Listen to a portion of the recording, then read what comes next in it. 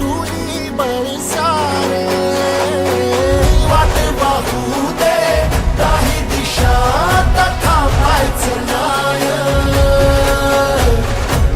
लढत जा थांबायचं नाय या सगळ्यांसाठी काहीतरी केलं पाहिजे. यांचं टॅलेंट वाया जाऊ देता कामा नये.